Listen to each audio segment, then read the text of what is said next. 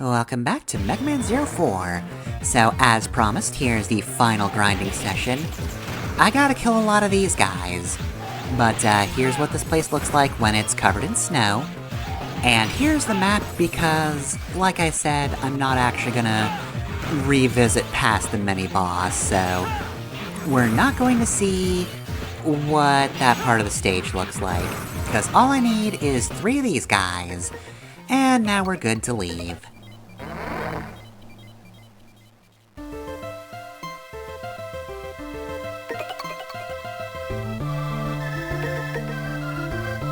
Right, so that's Ragnarok Control. Now what do we need from Ragnarok Control? Well, the thing is, it's nothing specific. But there is an item that's actually really easy to get here, and that of course is the Ceratanium. Like I said, this is found in a bunch of stages, but it's really easy to get there, so pretend you saw that happen a bunch more times, and you'll know what the grinding session was like. It really wasn't that bad because it's right at the start, but yeah, you do need a lot of them is the thing. Yeah, I had to go up to 7 at this point, and I've already made some parts with Ceratanium, so yeah, you need a bunch of them. But this is the point where we're going to make a bunch of different parts. Erase, that lets you destroy bullets with your sword. So yeah, like I said, I'm not technically getting every single thing, which means I'm not going to unlock Ultimate Mode, because you need literally all of the craftable parts in order to get this, but I'd need Strong and Stronger to actually do that, amongst other things. So yeah, you know, it is really weird. I should have been doing this in the Mega Man Zero collection, but despite the fact that I've owned this for years, I've never actually really played through those on the Zero collection. I did complete the DS collection, but that's not useful for recording anything. Because that's like actual hardware, not a ROM version of the DS collection. But yeah, I've just had the Zero collection lying around for ages, and I just haven't done, like, proper files for every game that requires them. Like, you'd think I would have gone through Mega Man 02 to get all the forms, ZX to get all that stuff, ZX Advent to get all that stuff, but just didn't. It's wild. I've already explained what the junk parts do. I am not going to use those. I don't want to. I don't want to make the game even harder for myself. So yeah, let's see. Junk body.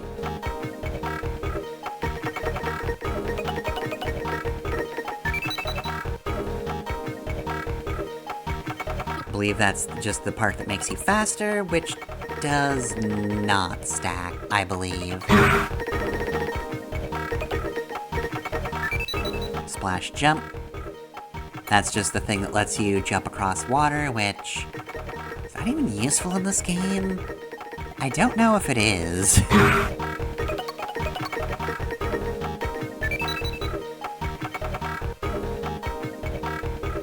Yeah, there's actually a bunch of stuff that I just did not get throughout the game, but in fairness, if it wasn't obvious, I'm definitely the type to find my tools early and then just kind of stick to them. Speaking of sticking, Frog just makes you go slower down walls. And there we go. That is crafting. Like I said, I could have done more, but eh. Same thing goes for the Cyber Elf. I wonder, should I should probably spend some time talking about the Cyber Elf, because I'm also not going to complete that either.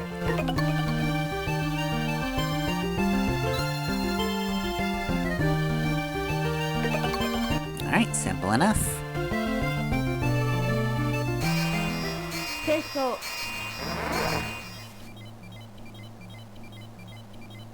Okay, so we've got a couple of missions that we have to do before we get to the final level. So to even activate the teleporter, we've got to go through 4 different sections here.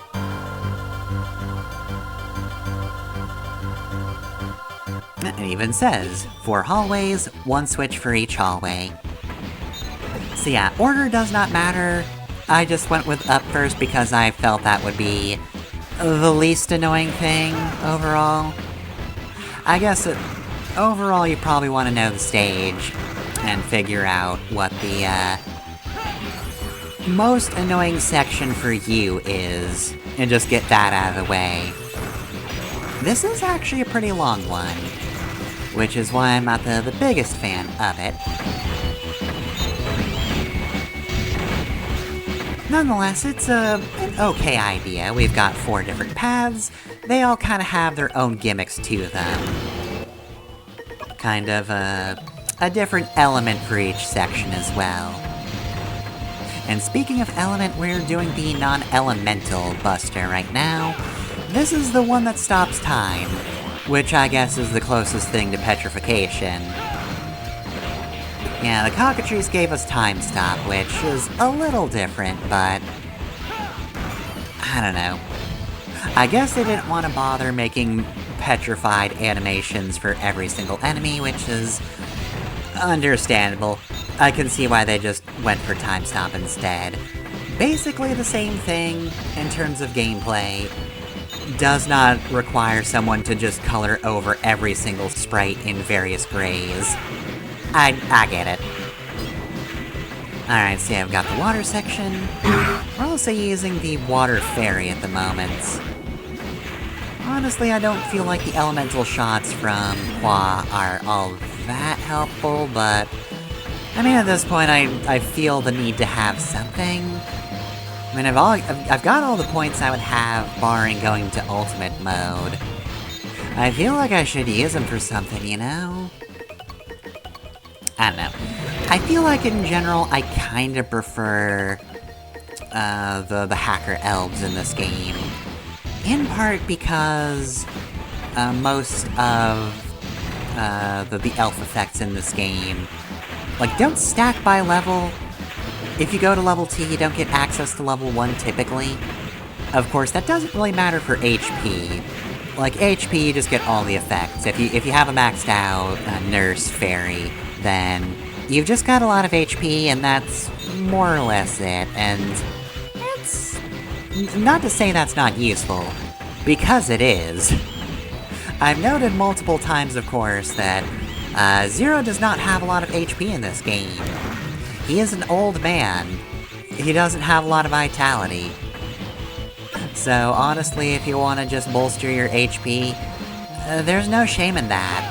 Obviously, if you actually need to use it, you're gonna lose a lot of rank, but if you don't care, then yeah, just go for it, honestly.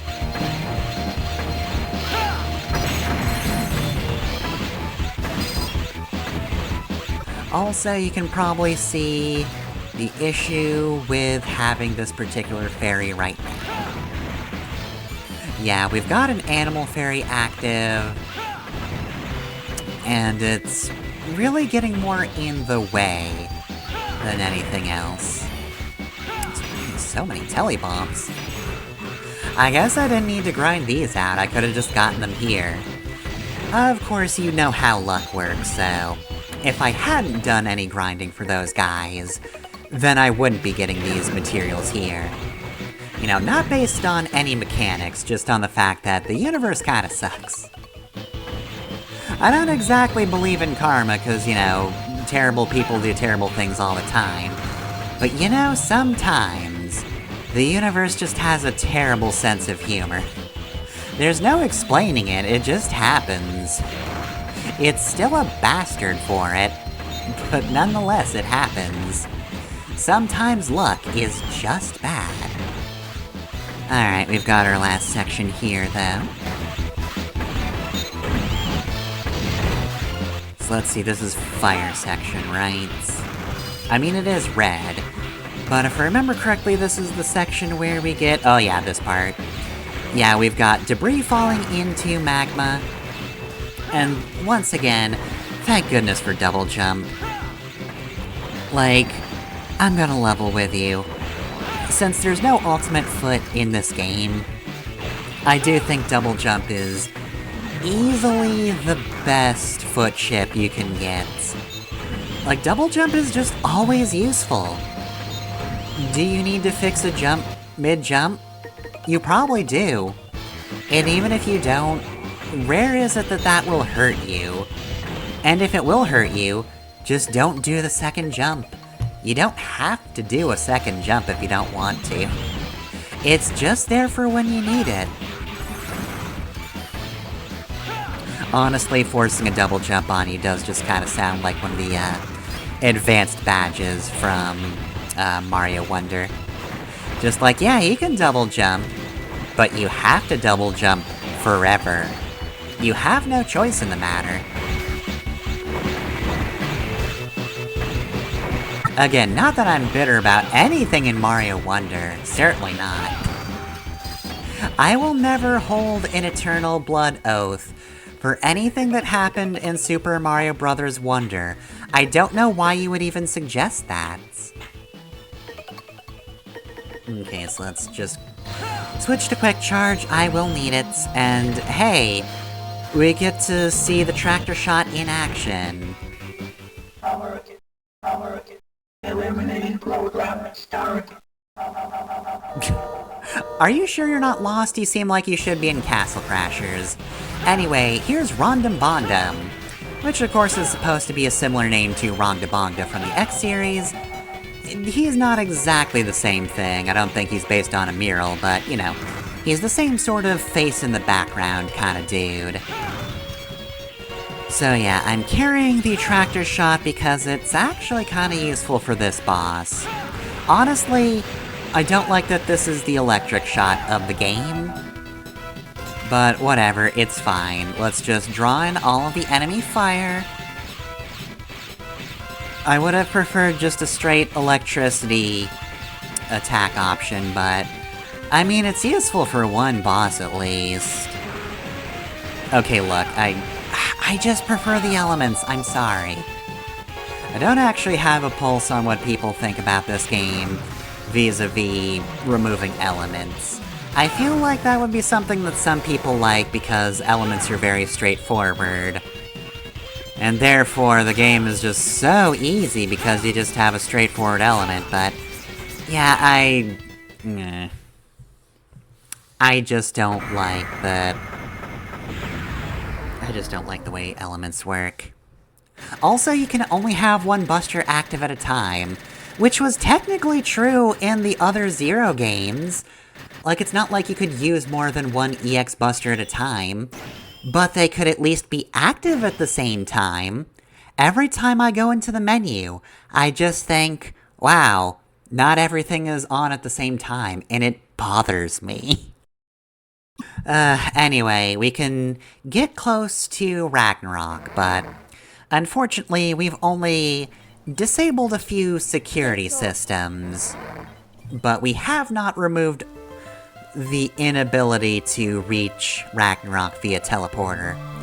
Or at least, the important parts. I mean, you saw earlier, we can still go back to the section we've already visited, but at this point the control panel isn't that useful.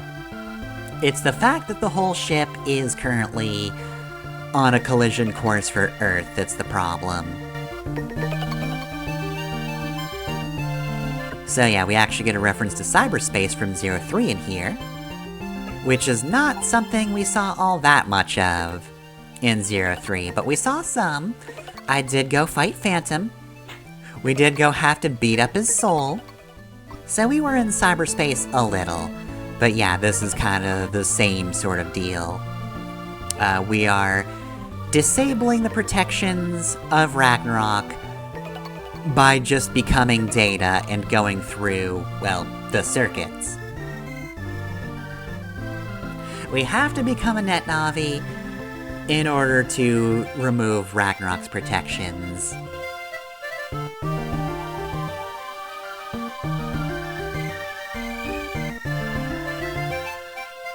Well, if you've ever wanted an explanation of how teleportation works in the Zero games, you get turned into data. How does that work for human beings? It just does. Do they die? No. They turn into data. It's different. And no, not that data. That's not a Star Trek thing either.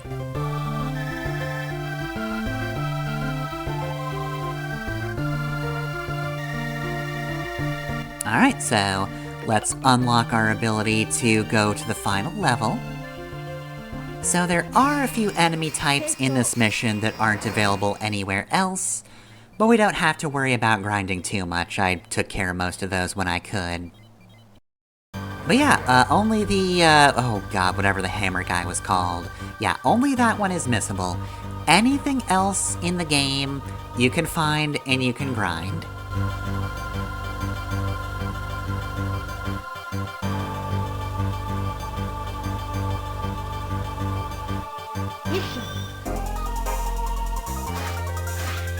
Alright, so I guess, like I said, I should mention the remaining Cyber Elves, because I'm not grinding out the crystals I need to get a fully leveled Qua.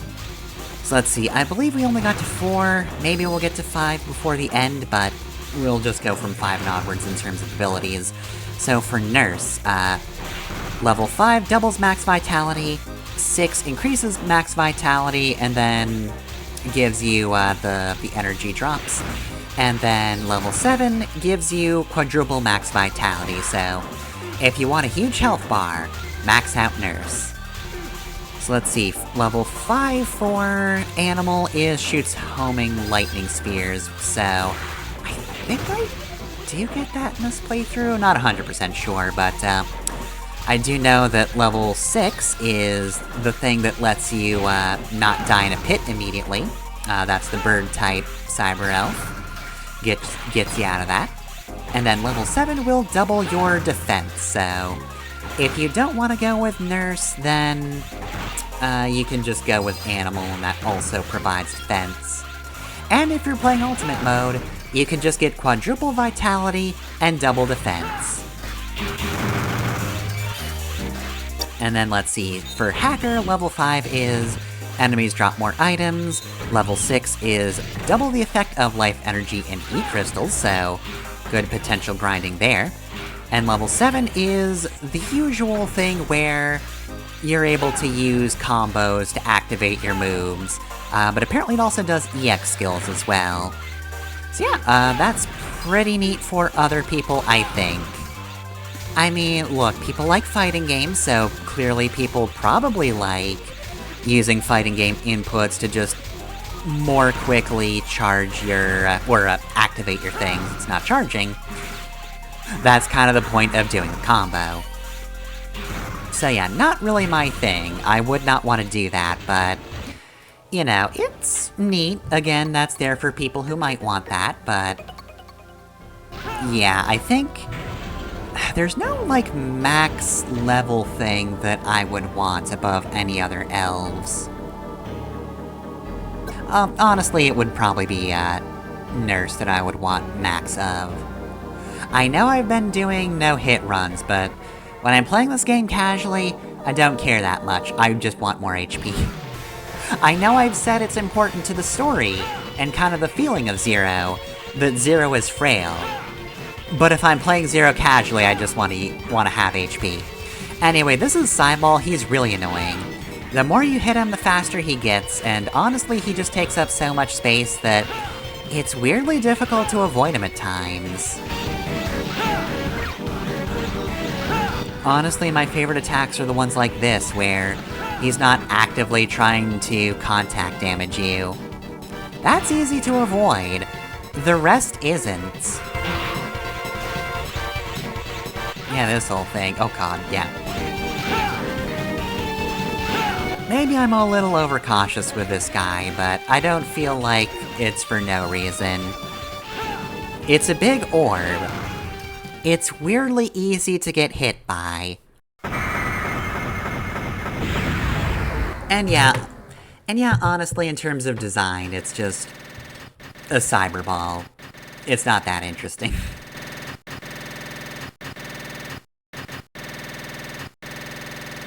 Yeah, at this point we are waiting for whatever the heck the final boss is. But I mean, Vile's dead, Kraft's dead, so we don't know why Ragnarok's falling. Honestly, at this point, I'm just willing to consider the fact that it might just be out of spite. The spiteful energy of the universe is here to just kill everybody. But that is a mystery we will need to solve later. For now, though, we've completed every other stage in the game. So CL is giving us our stakes here. They are pretty high. Area 0 is important. I mean, granted, Ragnarok hitting the Earth would probably do more damage than to just Area 0, but overall this is just kind of a sign of hope.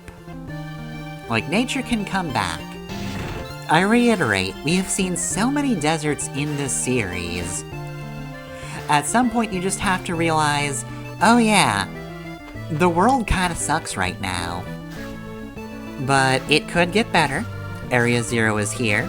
It suffered the brunt of one of the worst incidents in Mega Man X.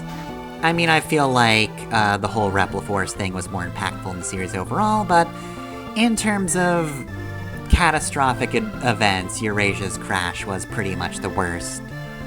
That was an apocalypse that happened.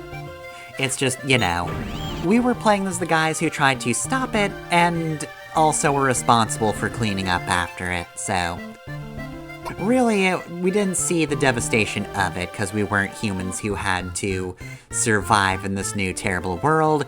It was just business as usual, except, you know, whatever additional annoying mechanics X6 added.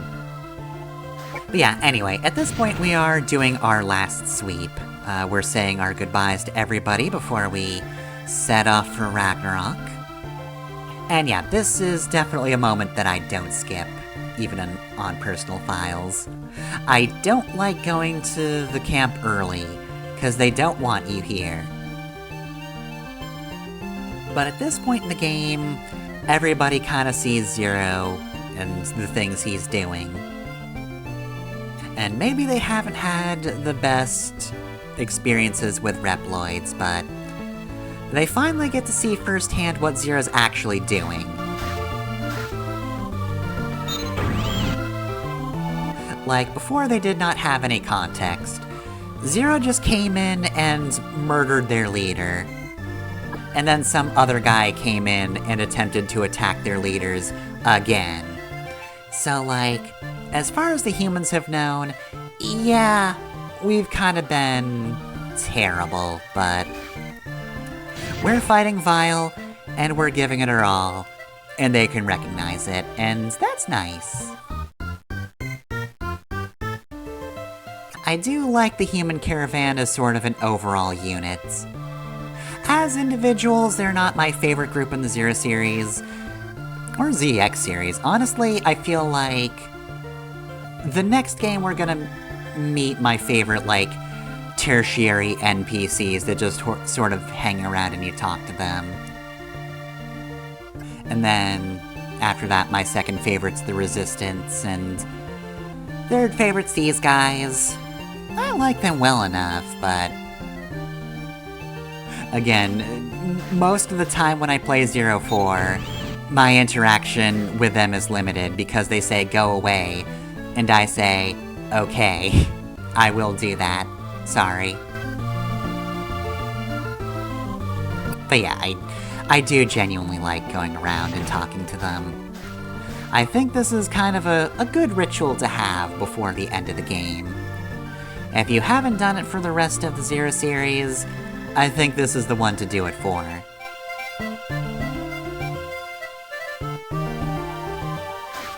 Honestly, 04 might be my favorite endgame. The previous two stages were okay. I think I prefer 01 in terms of its endgame stages. 02 might be my least favorite of those, but I think in terms of the tone going into our ending, this is definitely the best of them. Because we're just kind of confused as to what's going on, but we gotta go up and stop it anyway. It is a little too bad that we don't get to say our final goodbyes to the rest of the Resistance, but as we saw from a previous cutscene, they've got their hands busy. They had to go save everybody. They're probably still working on that. Evacuating people doesn't just end with getting them out of the way of a laser. You do also need to make sure they're fine afterwards. I mean, for one, the amount of dust they must have had to deal with. Oh god, I don't even want to imagine that. It must have been terrible. We have to check everybody's lungs. It's a bad condition right now. Lung status. Bad. Yeah, we've not had to deal with human beings all that much in the Mega Man series in general, but we do have to remember that all of the humans have lungs and they need them to live. And copious amounts of dust and detritus cannot be good for them. I mean, frankly, desert sand was bad for 0 and 2, so like, yeah, for people who need active lungs, ugh, god, sucks for them. Alright, and of course, since we can't talk to Rouge, our final, conversation is with Ciel. 'Cause really, who else is going to be the final person we say goodbye to before the end? And with that, we're going to save our game. I'd say one last time, but you also get to save post-game, so, you know. Last one that matters. And next time on Mega Man 04, we gotta stop Ragnarok, no matter who's trying to make it drop.